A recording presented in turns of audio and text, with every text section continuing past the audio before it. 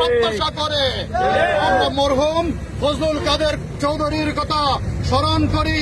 তিনি অস্থায়ী প্রেসিডেন্ট হয়ে চট্টগ্রাম বিশ্ববিদ্যালয় দিয়েছিলেন, চট্টগ্রাম মেডিকেল দিয়েছিলেন। আপনি প্রধান উপদেষ্টা হওয়ার পরে এইরকম একটি গুরুত্বপূর্ণ অর্থনৈতিক সড়ক, এটা কেন 6 লেনে উন্নীত হবে না? অনতিবিলম্বে ক্যাবিনেটে সিদ্ধান্ত গ্রহণ করুন এবং সিদ্ধান্ত নিয়ে একটা সুস্পষ্ট ঘোষণা দিন। চট্টগ্রাম কক্সবাজার মহাসড়ক অনতিবিলম্বে 6 লেন ঘোষণা করুন।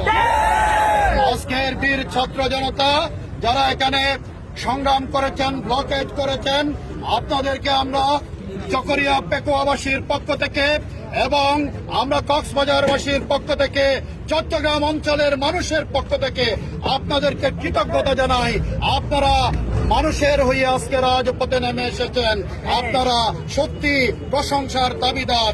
একটা মানবিক গুরুত্বপূর্ণ জনগুরুত্বপূর্ণ ইস্যু নিয়ে রাজপথে এসেছে। দুই পাশে অনেক গাড়ি যানজট হয়ে আছে, এগুলি কষ্ট পাচ্ছে অনেক সাধারণ যাত্রী। আমাদের ছাত্রনেতা ইব্রাহিম যেই কথা বলেছে, আগামী 1 সপ্তাহের মধ্যে একটা ঘোষণা চাই। সেই ঘোষণা আমরা আবার বলছি, আগামী 1 সপ্তাহের মধ্যে সুস্পষ্ট একটা নির্দেশিকা আপনারা এই অঞ্চলের মানুষকে দিন, না হয় মানুষ আরো বৃহত্তর আন্দোলনে নামবে।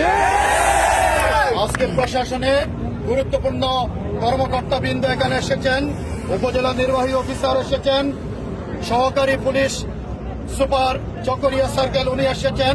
আমরা ওনাদেরকেও এই শান্তিপূর্ণ কর্মসূচি থেকে কৃতজ্ঞতা জানাই এবং প্রশাসনের পক্ষ থেকে ওনারা যদি কেউ কথা বলতে চান তাহলে তাহলে আপনি আমাদের হয়ে ইনশাআল্লাহ দায়িত্ব পালন করবেন এবং মেসেজ দিবেন গোয়েন্দা সংস্থাগুলো যারা আছেন।